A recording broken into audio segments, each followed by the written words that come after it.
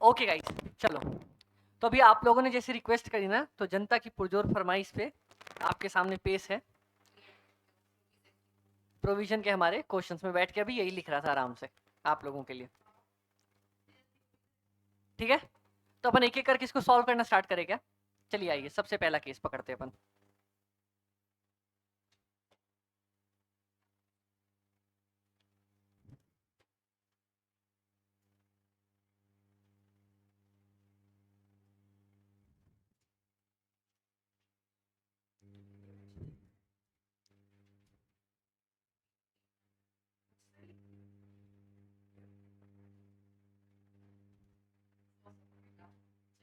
मेरे डेटर से 1 लाख के, और मेरे को प्रोविजन बना के रखना है 10% का। इसकी एंट्री बताओ।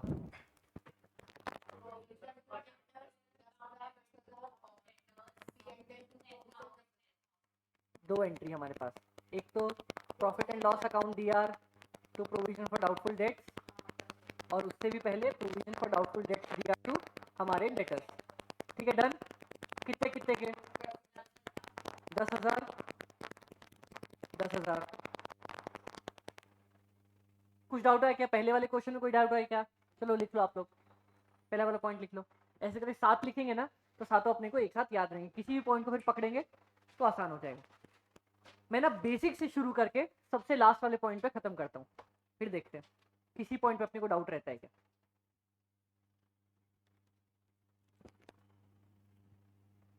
और इसमें ना मैं आप लोगों का वो पॉइंट भी पिक करूंगा जिसमें ये रहता है ना कि यार ओपनिंग इतना था, नया इतना बना के देना है अपने को, ये वाला पार्ट इसने बोला है, उसमें कंफ्यूजन होती होगी, वो भी पिक करते हैं अपन और देखते हैं। मैं देखता हूँ कि आप लोग आंसर कैसे गलत देते हो। मैं जानबूझ के गलत करूंगा, फिर भी आप लोग सही दे के आओगे आंसर, देखना।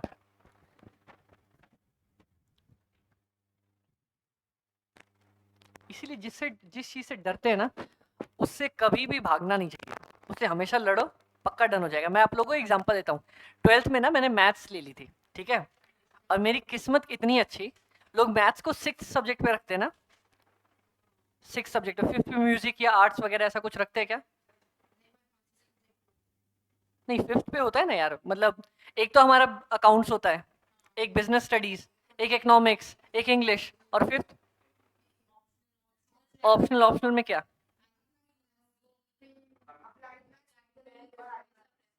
अच्छा ऐसा, सीबीएसई बोर्ड है आप लोगों का? कैसे बोर्ड है?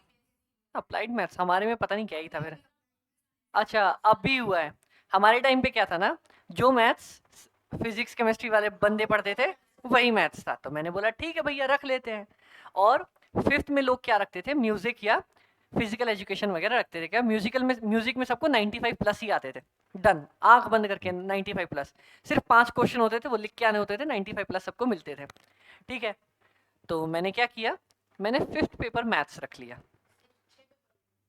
नहीं, होते 5 ही थे, आप चाहो तो 6 रख सकते हो, आप चाहो तो 7 भी रख सकते हो, 8 भी रख सकते हो, जितने आपको एडिशनल ऐड करने हैं आप कर सकते हो। तो मैंने गलती से क्या किया, 5th में म्यूजिक की जगह मैथ्स रख लिया। मैंने बोला यार 10th में अपनी मैथ्स में आए थे 98 के आसपास, तो मैंने बोला चलो अच्छे आ जाएंगे, डन है, क्या दिक्कत है। ठीक है, 11th अपनी औकात पता चल गई, मैथ्स कैसी फिजिक्स वाली थी। हम तो कॉमर्स के बंदे, हम ध्यान देते नहीं थे। फिर 12th आया, अब 12th में डर लगने लगा यार क्या करेंगे। और 12th में एक बहुत इंपॉर्टेंट चैप्टर आया हमारे पास, डिफरेंशिएशन एंड इंटीग्रेशन। वो देख के तो मेरा दिमाग ही घूम जा रहा है, ये क्या कर लिया।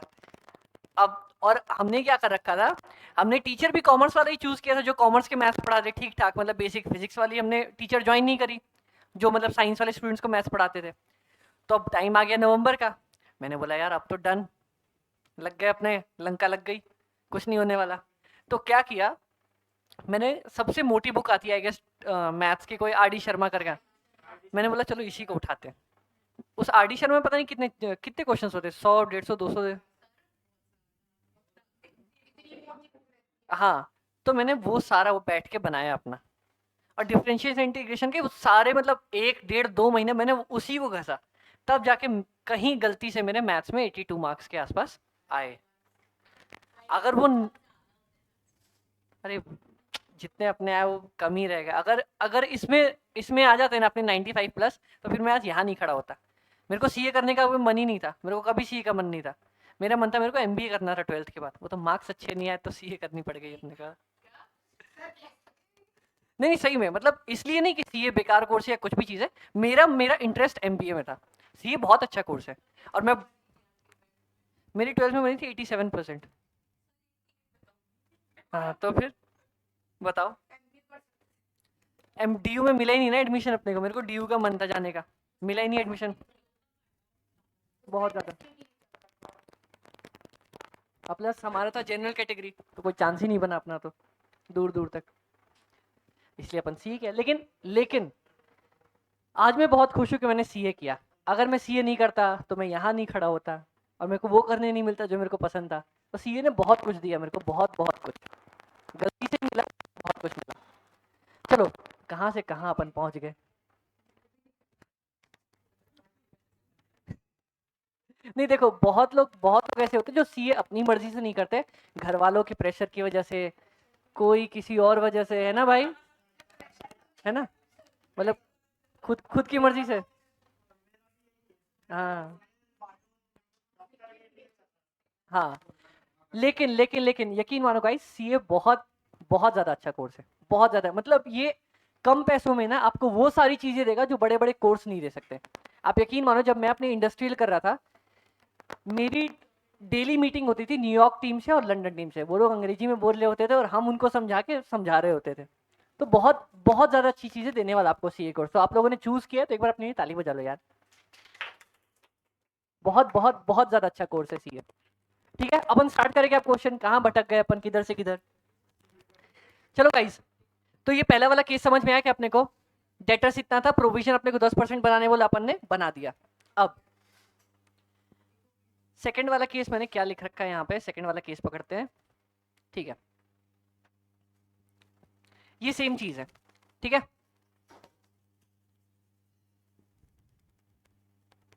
डेटर्स है हमारे पास 1 लाख। मैंने ऑलरेडी, अरे यहाँ का इधर लिख दिया, मैंने ओपनिंग ऑलरेडी बना रखा अपना प्रोविजन फॉर डाउटफुल डेट 6,000 रुपए का। ठीक है, अब मेरे पास बैड डेट हो गया 10,000 का, तो मैं क्या करूं इसमें, बताओ क्या करूंगा। बैलेंस शीट में बताओ मैं कितना माइनस करूं। मेरे को क्लोजिंग के लिए कुछ नहीं बोला कि कितना बना के चलना है या क्या बना के चलना है। 4,000 कहां से माइनस करेंगे।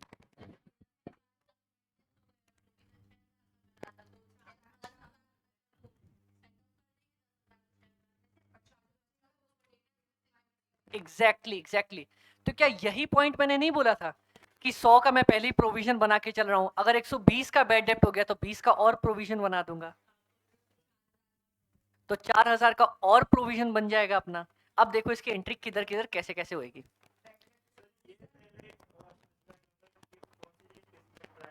हाँ वही चीज करने जा रहा हूँ। ठीक है, चलो अपने पास यहां तक सब कुछ दिया हुआ है। ठीक है,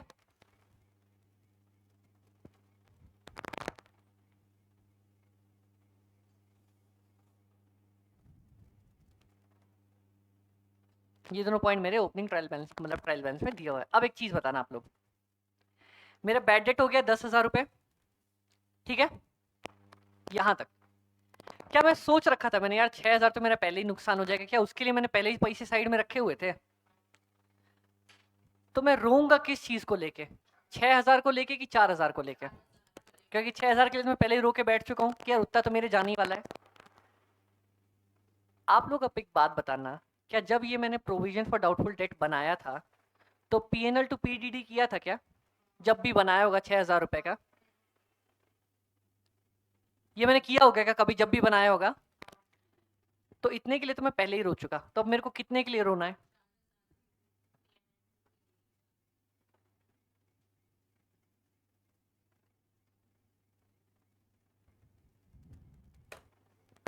क्या यही पॉइंट मैंने आप लोगों को बोला था कि अगर मेरा 100 का प्रोविजन बना हुआ है और नुकसान मेरा ज्यादा हो गया, तो जितना ज्यादा हो गया उसका प्रोविजन बना देते अपन। ठीक है, नहीं समझ आया। देखो मैं 100 का प्रोविजन बना के चल रहा था यहाँ पे। ठीक है, 100 का प्रोविजन बना के चल रहा था कि अगर इतना तो नुकसान हुआ तो मेरे को कोई टेंशन नहीं है, रोने वाली कोई बात नहीं है। ठीक है, अब नुकसान हो गया 120 रुपए का, तो मैं 100 रुपए के लिए रो या 20 रुपए के लिए रो। ₹20 के लिए, डन। तो profit and loss to provision for doubtful debt दिखा देता हूँ यहाँ पे आराम से, ₹20 का और प्रोविजन बना देता हूँ। हाँ हाँ।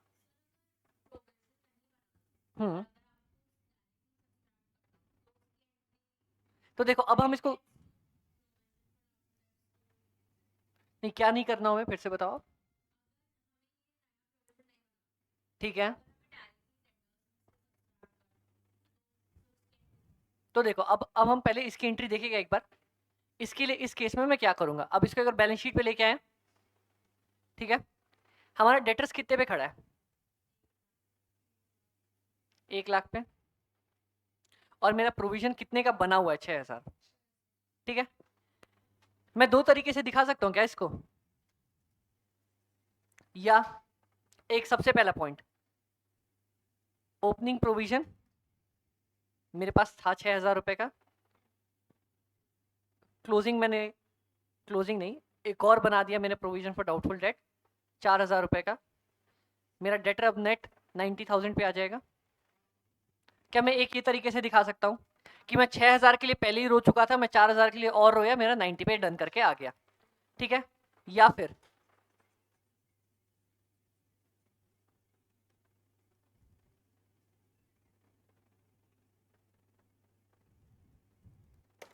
ऐसे दिखा सकता हूँ क्या मैं, डन। जितने का बैड डेट हुआ मैंने उतना ही माइनस कर दिया,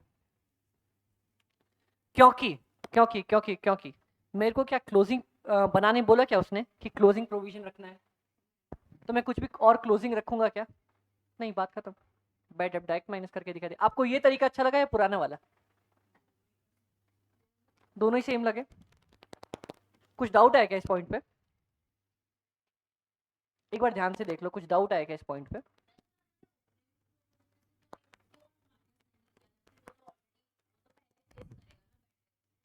हाँ तो मैंने करके वही दिखाया था ना आप लोगों को, पहले ओपनिंग में से रुलाया उसको 6,000, फिर नया बनाया 4,000, मैंने करके तो यही दिखाया था ना,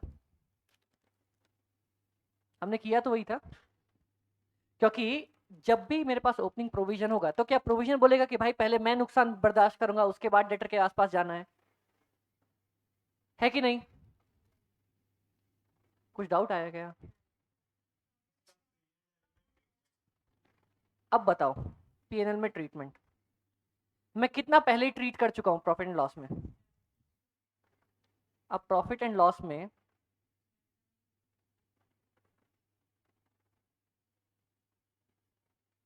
बस इसकी ट्रिक दिखाऊं आप लोगों को, जब भी प्रोविजन दिया रहेगा ना, तो हमेशा ये याद रखना, हमेशा आंख बंद के करके ये याद रखना कि बैड डेट से लड़ाई प्रोविजन ही करने वाला है। ठीक है, चलो मैं ट्रिक से समझाता हूँ, देखो, चल खुल जा सिम सिम, हाँ, अब यहाँ पे बताना आप लोग, ठीक है, ये वाला केस से समझ, सबको समझ में आएगा ये वाले केस में। सबसे पहला केस, मैंने प्रोविजन बना रखा था 10,000 का, मेरा बैड डेट हो गया 4,000। मेरे को अभी और कुछ भी करने की जरूरत है क्या, कि अब प्रोविजन बोलेगा मैं बैड डेट से लड़ाई अकेला कर सकता हूँ, लड़ाई कर लेगा, बात खत्म। अब क्योंकि मैंने पहले से ही प्रोविजन बना लिया था, अब मेरे को प्रॉफिट एंड लॉस में और कुछ भी करने की जरूरत है क्या, नहीं, डन। हाँ वो बाद में देखेंगे अपन, अब हम बेसिक चीज देख रहे हैं। अभी मेरे को प्रॉफिट एंड लॉस में और कुछ करने की जरूरत है, और कुछ बनाने की जरूरत है क्या, नहीं, श्योर। चलो दूसरा case, provision for doubtful date 10,000 है, बैड डेट हो गया 12,000। क्या प्रोविजन फॉर डाउटफुल डेट बोलेगा कि भाई बैड डेट से लड़ाई कौन करने वाला है, सिर्फ मैं, और अभी मैं उससे कम चल रहा हूं, तो क्या मैं उसके बराबर आ जाऊं क्या, पहले 2,000 वो अपने आप को बढ़ा लेगा, अब लड़ाई करके खत्म कर लेगा। तो अब मैं प्रॉफिट एंड लॉस में कितना डालूंगा, profit and loss to provision for doubtful debt 2,000। समझ में आया, जब भी एक काम करो, नोट करो, मैं इसको लिखाता हूँ, ये पॉइंट लिखो, उसके बाद समझ में आ जाएगा।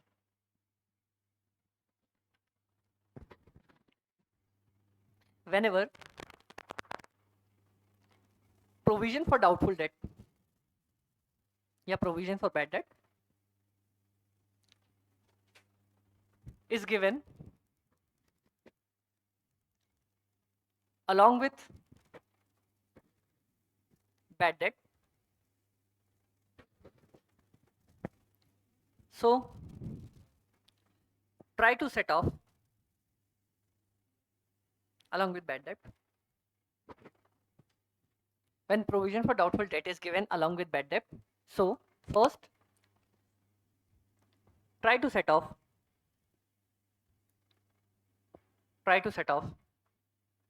bad debt with provision for doubtful debt.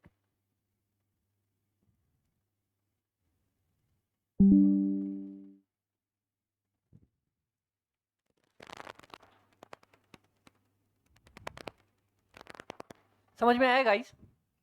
अब इसके आगे आगे और एग्जांपल देखते हैं, तब आप लोगों को समझ में आएगा। चलो, अब ये तीसरा एग्जांपल में आप लोग मेरे को बताना, मेरे पास डेटर्स हैं 1 लाख रुपए के, मैंने ऑलरेडी प्रोविजन बना लिया 6,000 रुपए का, बना के रखा हुआ था, मेरे बैड डेट सिर्फ 4,000 रुपए हुए, तो अब मैं क्या करूं? सबसे पहला एग्जांपल, सबसे पहला केस बताओ, क्या मैं और प्रोविजन बनाऊं क्या, या फिर लड़ाई यहीं पे खत्म हो जाएगी? यहीं पे खत्म हो जाएगी। क्या 2,000 का मैं बेफालतू का प्रोविजन बना के चल रहा हूं क्या? तो जब प्रोविजन बनाते हैं तो P&L to provision for doubtful debt करते हैं। अब जब इसको पलटूंगा तो provision for doubtful debt to P&L कर सकता हूं क्या मैं? बस बात खत्म। इस वाले केस में ये एंट्री हो जाएगी अपनी। ये प्रोविजन है हमारा, प्रोविजन को पलट दिया। मैंने इस जेब में से कुछ टॉफी यहाँ रखी थी, अब जरूरत नहीं है तो वापस टॉफी निकाल के अपनी जेब में रख ली। डन। हाँ हाँ, बाई P&L के बाई साइड में लिखेंगे। P&L के अगर कभी भी बनाएंगे, P&L बना रहे हैं तो यहाँ बाई आएगा ना, बाई PDD। ठीक है, डन गाइस।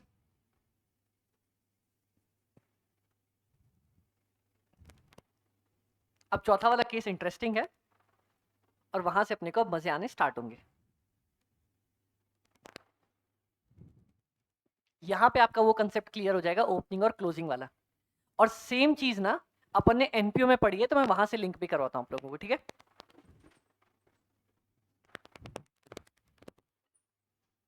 चलो स्टार्ट करें गाइस। चलो, मेरे पास डेटर्स है 1 लाख रुपए के। अभी आप लोग सब लोग यहीं पे फोकस करेंगे, फिर बाद में मैं लिखने का टाइम दे दूंगा। मान लो मेरे पास डेटर्स है 1 लाख रुपए के और उसका ऑलरेडी प्रोविजन बना हुआ है 10,000 रुपए का।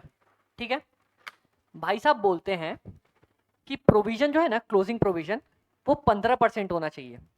अब बताओ, अब ध्यान से सुनना, सबसे पहला पॉइंट ध्यान से सुनना, मैं प्रोविजन जो बनाता हूं वो सारे डेटर्स पे बनाता हूं या गुड डेटर्स पे?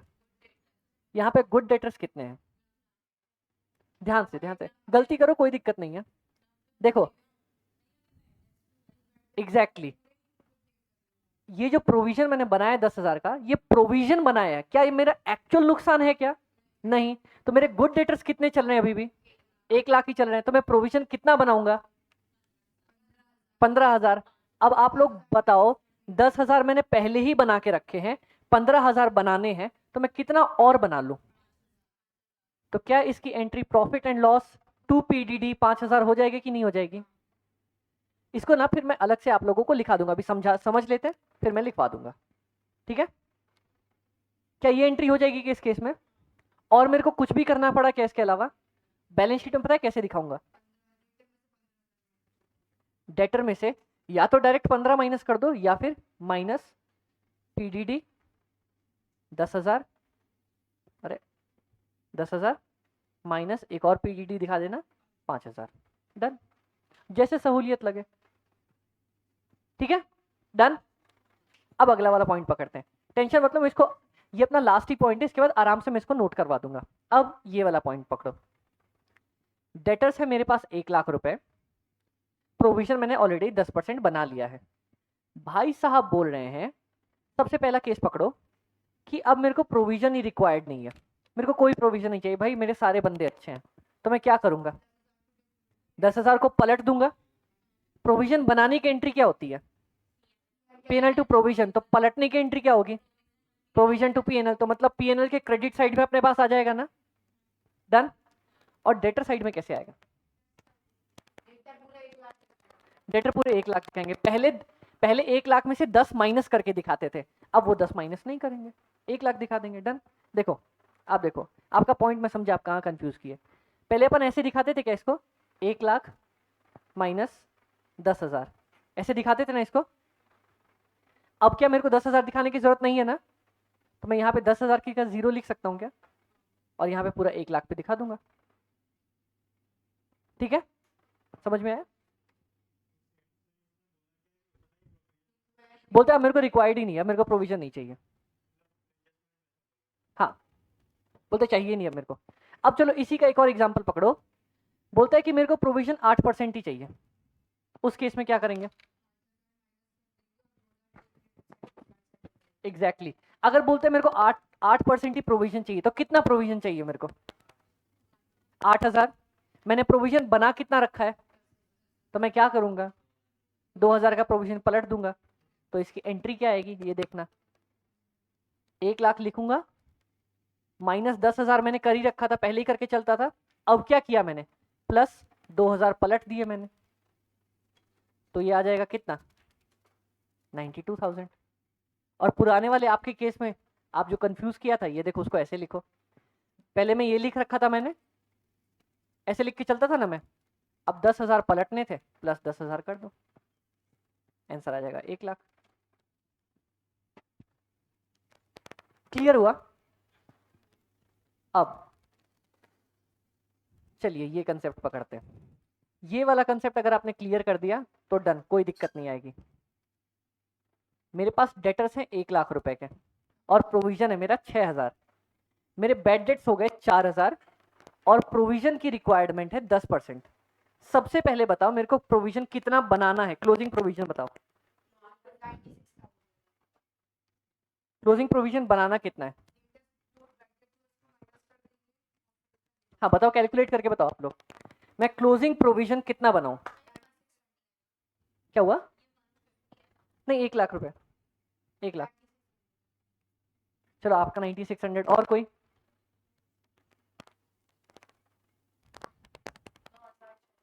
9,600, आपका भी 9,600, और कोई? 9,601।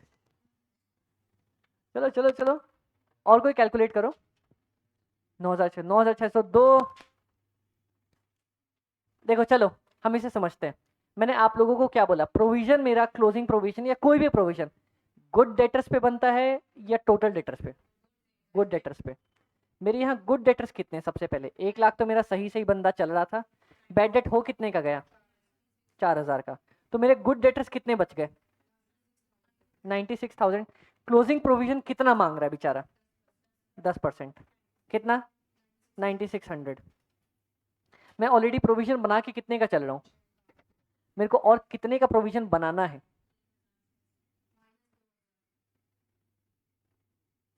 ये देखो,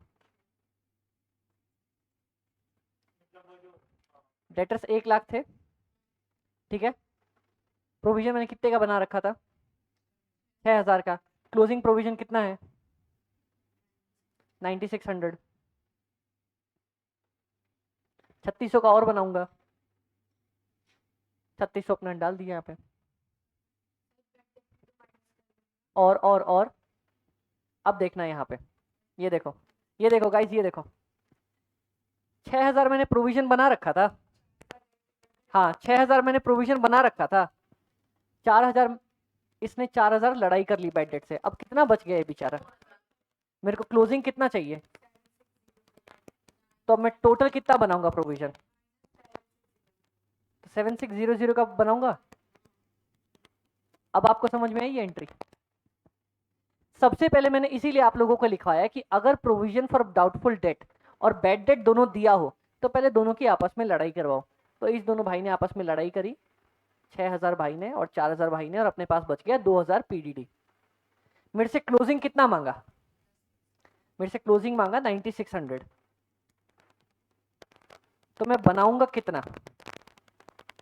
7600 का बना के चलूंगा, बात खत्म। ठीक है, ठीक है, कंफ्यूजन क्या बात है?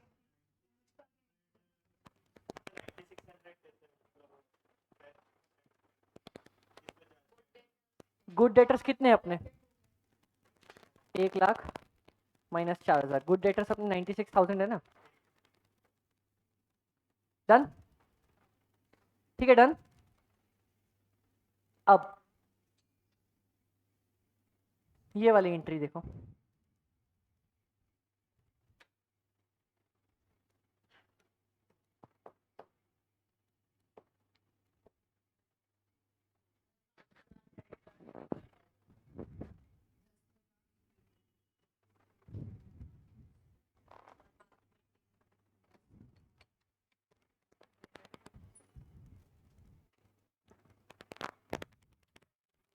एक एक करके लिखे क्या?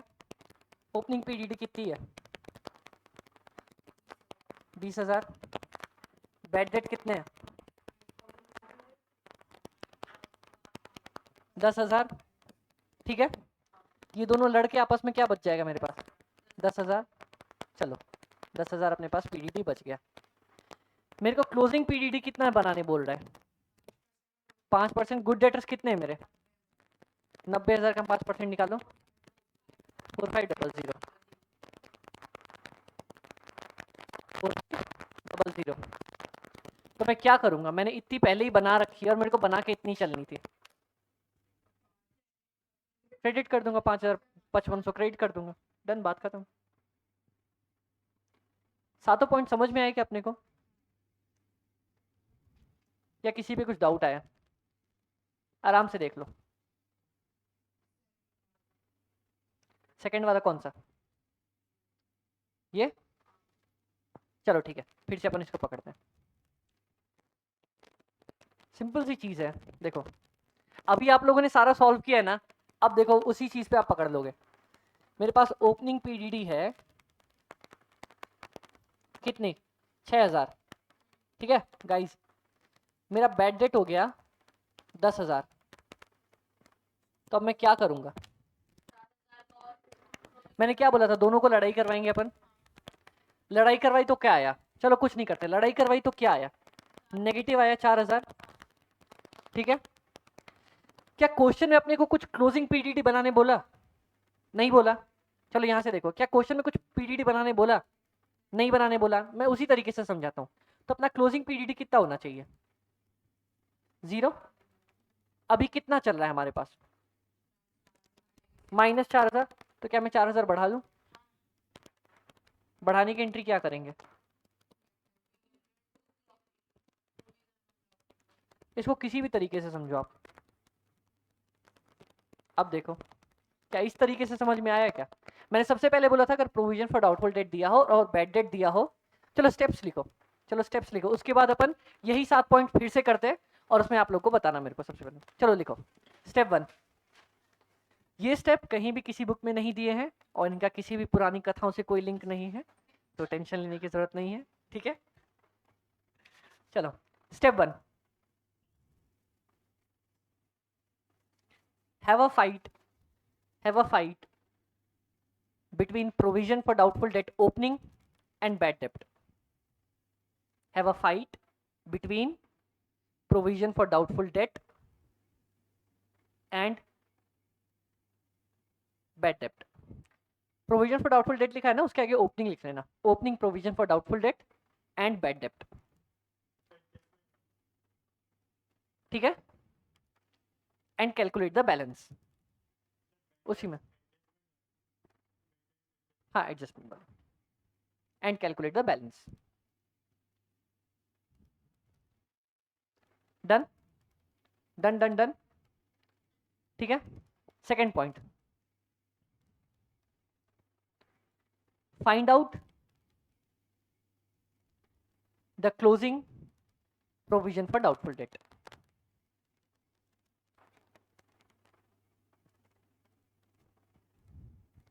Find out closing provision for doubtful date.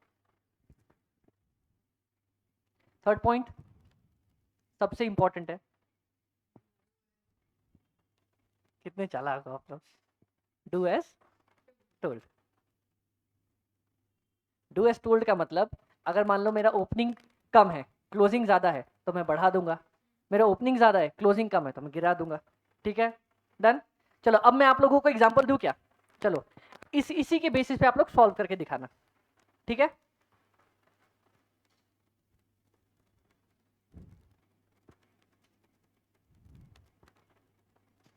Steps के बेसिस पे।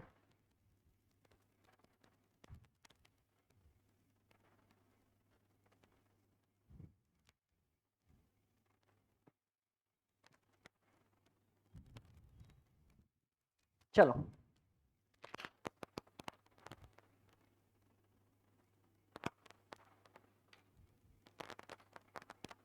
लिखो लिखो, स्टेप्स के बेसिस पे सॉल्व करने की कोशिश करो।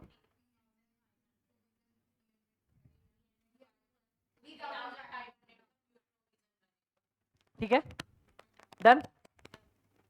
समझ में आ गया यहाँ पे? कोई डाउट हुई? नहीं।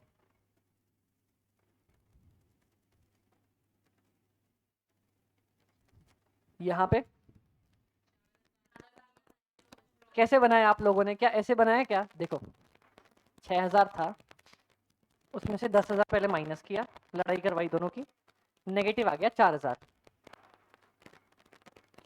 अपन नेगेटिव 4000 पे चल रहे हैं, अपने को जीरो करना है, मतलब 4000 बढ़ाना है क्या?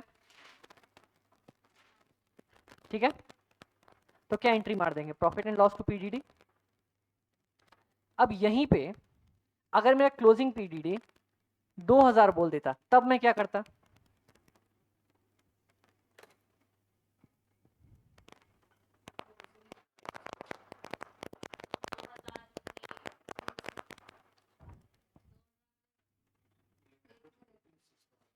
बहुत सही। मैं पहले ही 4000 नीचे गिरा हुआ हूं, मेरे को 2000 और ऊपर चढ़ना है, तो पहले मैं 4000 से 0 तक का ऊपर चढ़ूं, फिर 2000 और ऊपर चढ़ूं। 6000 हो गया कि नहीं हो गया? बहुत सही, क्या बात है, ताली बजाओ यार, एक बार में भाई सटीक जवाब यार, क्या बात है। देख लो, समझ लो इस पॉइंट को ध्यान से। ये किसी भी बुक में नहीं दिया हुआ, ये मैंने आप लोगों के लिए अभी बनाया ताकि समझ में आए ये पॉइंट। कहीं दूर दूर तक ये लड़ाई वाली बात नहीं होगी, और किसी को समझा के ऐसे मत आना कि लड़ाई करवाओ, ये करवाओ, बोलेगा अकाउंट्स पढ़ रहा आतंकवादी बैठा मेरे बीच में। ठीक है, अब किसी भी तरीके से ना, अब ऊपर के 7 पॉइंट्स अपन सॉल्व करेंगे एक एक करके, सेम कंसेप्ट के बेसिस पे। अब आप लोग आंसर दोगे मेरे को। ठीक है, मैं कोई भी एक पॉइंट रैंडमली उठाता हूं। ठीक है, चलो उठाते हैं अपन ये वाला पॉइंट।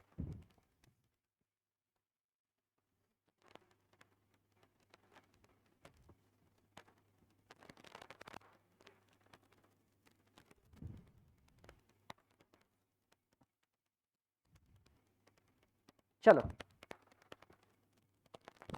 एक एक करके, जैसे मैंने बताया ना वैसे करके करो। चलो मेरे को बताओ, आप लोग मेरे को बताओ। ठीक है, एक एक करके। सबसे पहले क्या लिखूं मैं?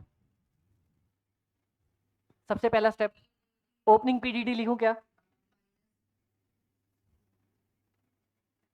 चलो उसको किससे लड़ाई करवाऊं? बैड डेट से। हाँ भैया लड़ ले। क्या बचा अपने पास? 2000। ठीक है, अब क्लोजिंग पीडीडी फाइंड करो। क्या है क्लोजिंग पीडीडी, बताओ मेरे को। क्लोजिंग पीडीडी क्या है? 9600। मैं 2000 पे खड़ा हूं, मेरे को 9600 पे जाना है, मैं क्या करूं? 7600 से बढ़ा लो अपने आप को। डन। अब इन सातों में से एक एक करके केस उठा रहे हैं, और कोई भी केस, अब आपको कहीं भी डाउट नहीं आना चाहिए अगर ये 2 पॉइंट्स आपको दिमाग में है तो। अब अगला पॉइंट पकड़ेगा कोई? चलो आओ।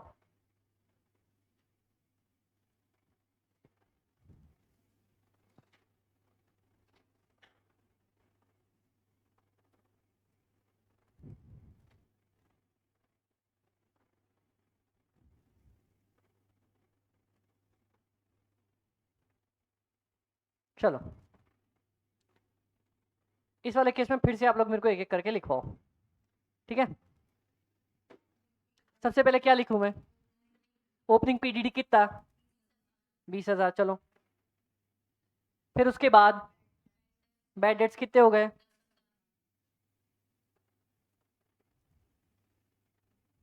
अब क्या लिखूं? क्लोजिंग पीडीडी क्या है, कैलकुलेट करो कैसे। 4500, मेरे पास 10,000 है, मेरे को 4500 ही रहना है, तो क्या करूंगा, 5500 से गिराऊंगा अपने आप को। कैसे गिराऊंगा, क्रेडिट कर देता हूँ।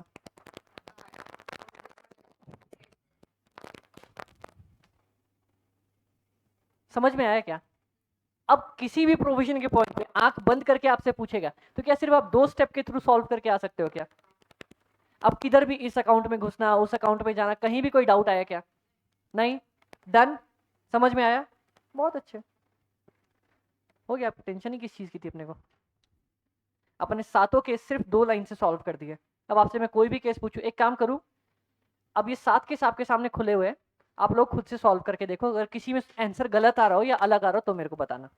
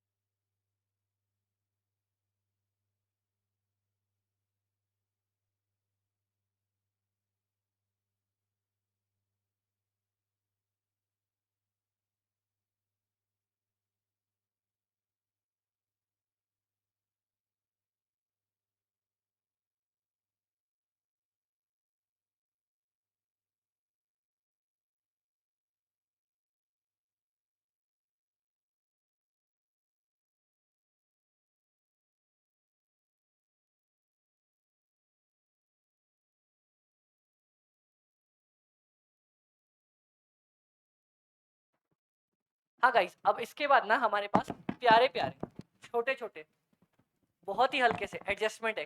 क्या डेप्रीशिएशन की एडजस्टमेंट सिखाऊं क्या आप लोगों को? डेप्रीशिएशन की एडजस्टमेंट पता है ना? चलो ठीक है। कैपिटल, इंटरेस्ट ऑन कैपिटल मिला, ठीक है, तो इससे क्या बढ़ेगा अपना? कैपिटल बढ़ेगा। और किस साइड आएगा प्रॉफिट एंड लॉस में? किस साइड आएगा, इनकम आएगा या एक्सपेंस आएगा? हाँ, तो और भी किस साइड आएगा क्या? इंटरेस्ट तो आएगा ना। इंटरेस्ट किस साइड डालेंगे? एक बात बताओ, मैं बिजनेसमैन हूँ, गांधी जी हमारे बिजनेसमैन है, ठीक है, और बापू क्या है? हाँ, तो गांधी जी हमारे बिजनेसमैन है और ये क्लास हमारी फर्म है, ठीक है। मैंने गांधी जी को उनके कैपिटल पे इंटरेस्ट दिया, तो फर्म के लिए वो खर्चा हुआ या इनकम हुआ? एक्सपेंस हुआ ना, तो फर्म उसको किस साइड डालेगी? पीएनएल में डालेगी, ठीक है। और इसके अलावा कहाँ जाएगा? कैपिटल में ऐड हो जाएगा, कैपिटल में इंटरेस्ट के नाम से ऐड हो जाएगा बैलेंस शीट में। डन। कोई दिक्कत यहाँ तक? कोई दिक्कत क्या? नहीं। डन। चलो बहुत अच्छे। सिमिलरली इंटरेस्ट ऑन ड्राइंग्स, अपन ने कुछ ड्रॉ किया था, फर्म के लिए इंटरेस्ट ऑन ड्राइंग्स क्या है? इनकम है, क्योंकि मालिक गांधी जी अपने से कुछ पैसे लेके गए थे फर्म से और अपने को उस पर इंटरेस्ट दिया, तो फर्म के लिए वो इंटरेस्ट इनकम हो गई ना। मेरे को इंटरेस्ट मिल रहा है गांधी जी से, तो इनकम हुई ना मेरी फर्म की, ठीक है। चलो, अब ये वाला लास्ट केसेस बहुत बहुत बहुत प्यारे। एक चीज बताना, आप लोगों ने एक चीज यहाँ पे नोटिस करी होगी या नहीं करी होगी, अपन ने ट्रेडिंग अकाउंट बनाया था क्या? ट्रेडिंग अकाउंट बनाया था ना, एक नॉर्मल ट्रेडिंग अकाउंट देखा था ना, क्या वहां पे अपन ने ट्रेडिंग और उससे मिलता जुलता मैन्युफैक्चरिंग भी देखा था एक अकाउंट? ये चीज लिख लो कि ट्रेडिंग अकाउंट में सिर्फ इकलौता सेल्स एक ऐसा आदमी है जो प्रॉफिट के साथ आएगा, वरना सारे के सारे कॉस्ट पे आएंगे। क्या हमने किसी और चीज में प्रॉफिट सुना है क्या? सेल्स के अलावा किसी और चीज में प्रॉफिट सुना है क्या? या वो सारे कॉस्ट पे ही आते हैं?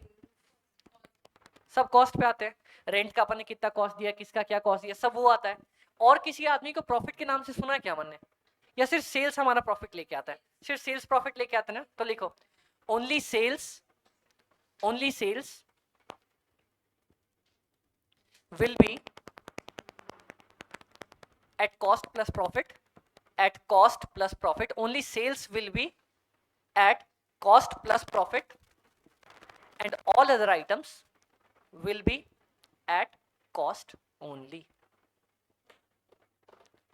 जैसे फॉर एग्जांपल, क्या क्लोजिंग स्टॉक में मेरा कोई प्रॉफिट होता है? क्लोजिंग स्टॉक कॉस्ट भी आता है अपना, क्लोजिंग स्टॉक कॉस्ट भी बचता है अपना, ठीक है।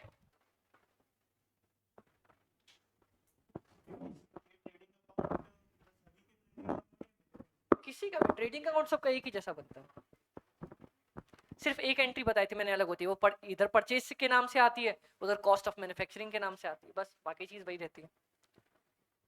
अब ये बात मैंने क्यों बताई ना आप लोगों को, एक चीज बताना, अगर मान लो आग लग गई किसी फॉर्म में, ऐसा कभी नहीं होना चाहिए, तौबा तौबा, ऐसा कभी नहीं होना चाहिए, आग लग गई और नुकसान हो गया आइटम्स का, मान लो स्टॉक का नुकसान हो गया, तो ये आप लोग मेरे को बताना, ठीक है। मान लो मेरे पास 100 रुपए का मैंने मटेरियल बना के 100 रुपए का रखा हुआ था, मैं उसको 120 रुपए में बेचता था, मैं क्या बोलूंगा, यार मेरे 100 रुपए डूब गए या मेरे 120 रुपए डूब गए?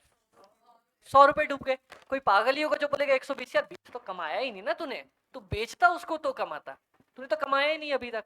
तो मेरे 100 डूबा या 120 रुपए डूबे? 100 डूबे। तो अब अगर मैं ट्रेडिंग अकाउंट में से अपना स्टॉक माइनस करूंगा तो 100 पे करूंगा या उसकी सेलिंग प्राइस पे करूंगा? ऑब्वियसली कॉस्ट पे करेंगे, 100 रुपए पे करके आएंगे, ठीक है। ये देखो, अगर लॉस बाय फायर हुआ तो एक तो हमारा ट्रेडिंग अकाउंट में जाता है क्रेडिट साइड पे, नहीं पीएनएल में तो जाता ही है, वो तो दूसरी एंट्री, वो देख रहे हैं अपन, एक ट्रेडिंग अकाउंट में तो जाएगा ही।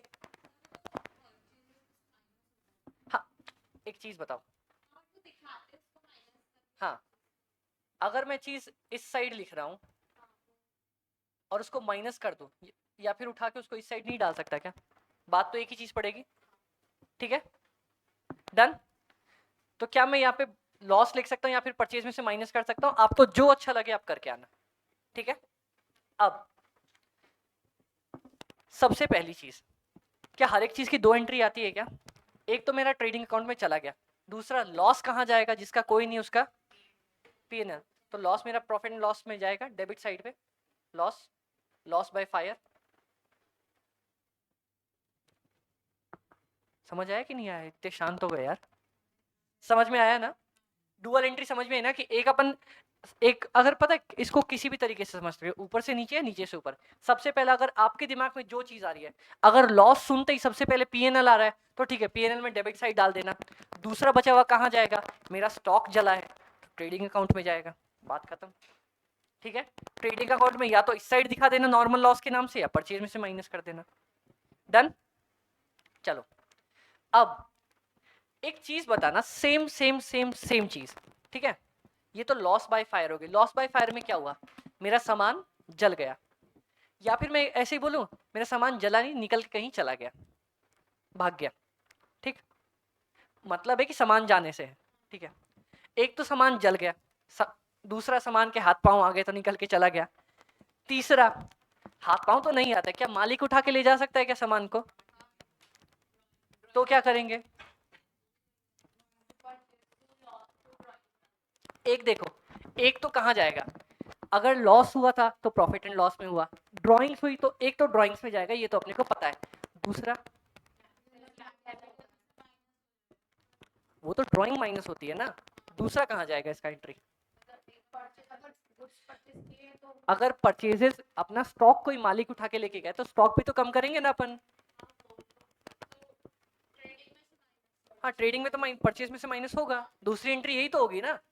मैंने लॉस के साथ इसलिए आप लोगों को मिक्स किया कि लॉस में क्या हुआ, सामान अपने आप भाग गया, जल गया। दूसरे में क्या हुआ, मालिक लेके चला गया, बॉस अपना लेके गया। ठीक है, इस वाले केसेस में, लॉस वाले केस में हमने क्या किया, अपने आप हो गया था तो हमने profit and loss to loss by fire डाला। ठीक है, अब यहां पे मालिक लेके गया है टू मालिक लेके चला गया, ऐसे लिखूं क्या, मालिक लेके गया, नहीं, ड्राइंग्स में जाएगा नहीं चीज, इसको एक तो ड्राइंग्स में डालेंगे और दूसरा माइनस कहां से करेंगे, क्या लेके गया मालिक मेरा, स्टॉक लेके गया ना, तो परचेज में से माइनस कर देते हैं। डन, समझ में आया। सिमिलरली इसी लाइनों में अगर अगर अगर अगर तीसरी बार फिर से गुड्स गए हैं, लेकिन इस बार पता है किस लिए गए, फ्री सैंपल के तौर पे लेके गए, तो क्या मेरा गुड्स तो गया, गुड्स गया तो ऑब्वियसली परचेज में से तो माइनस होगा ही होगा, इतना पता है। अब तीसरी चीज कहां, दूसरी चीज कहां डालूं, पीएनएल में किस नाम से, फ्री सैंपल्स या एडवर्टीजमेंट, जो नाम से डालना है डाल दो, जो आपको अच्छा लगे। अगर फ्री सैंपल लिखने का मन है तो फ्री सैंपल लिख दो, एडवर्टीजमेंट लिखने का मन है तो एडवर्टीजमेंट लिख दो, डन, बात खत्म। तो चलो इन तीनों केसेस में ना एक कॉमन केस बताता हूं और मैं अब पूछता हूं आप लोगों से, ठीक है। तीनों केसेस में अगर मेरा गुड्स निकल के गया तो कहां से सबसे पहला माइनस करूंगा मैं, परचेसेस में से या स्टॉक में सबसे पहले उसको हटाऊंगा, क्योंकि गुड्स तो मेरा निकल के गया। अब अगर लॉस बाय फायर हुआ है तो किधर डालूं, प्रॉफिट एंड लॉस में डालूं। अब मालिक लेके गया तो कहां डालूं, ड्राइंग्स में डाल दूं, कैपिटल में से ड्राइंग्स माइनस हो जाएंगी। तीसरा, अगर एडवर्टीजमेंट के तौर पे दे दिया तब किधर डालूं, पीएनएल में एडवर्टीजमेंट के नाम से डालूं। डन, ये तीनों केसेस एक जैसे थे, बस नाम अलग था। समझ में आया अपने को, समझ में आया ये चीज, समझ में आया ना। अब लास्ट वाला केस है अपने पास एनपीओ का क्वेश्चन करना है क्या आज, हाँ इसके बाद अपन देखते हैं। चलो ये तीनों पॉइंट हो गए। अब लास्ट वाला बहुत ही सिंपल पॉइंट है, goods sold on approval basis, सिर्फ ये लास्ट पॉइंट, उसके बाद खत्म, उसके बाद कुछ नहीं। डन डन डन, पक्का डन। जल्दी से ना आप लोग मेरे को सेल्स की एंट्री बता दो, मैं जो डेटर्स को बेचता हूँ, डेटर्स टू सेल। डन, इतना तो आप लोगों को सबको पता होगा। अब अगर ये मैं एंट्री रिकॉर्ड करता हूँ हमेशा जब भी मैं बेचता हूँ, लेकिन लेकिन लेकिन ये मैंने goods Saint on approval basis पे भेजा कि अगर वो अप्रूव करेगा तो मैं अपनी एंट्री मानूंगा। ठीक है, अगर उसने रिजेक्ट कर दिया तो मैं क्या एंट्री डालूं,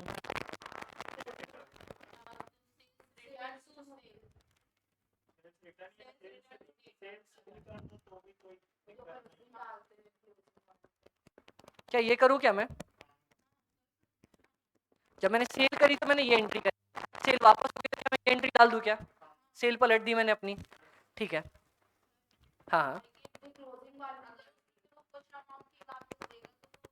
हाँ, तो अभी कर रहे हैं ना, वो कर रहे हैं अभी। अगर मान लो मैंने 100 का बेचा था, उसने 100 के 100 लौटा दिए, कि मैं यही एंट्री मारूं क्या। ठीक है, अब कुछ बेचारे के पास अमाउंट बाकी बचा हुआ है,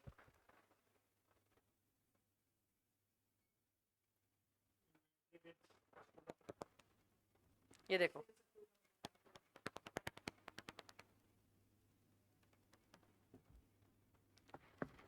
मैंने goods Saint on approval basis पे भेजा था। ठीक है, तो क्या वो मेरी सेल हुई क्या अभी तक, क्या मैं उसको sale as a sale record करूं क्या,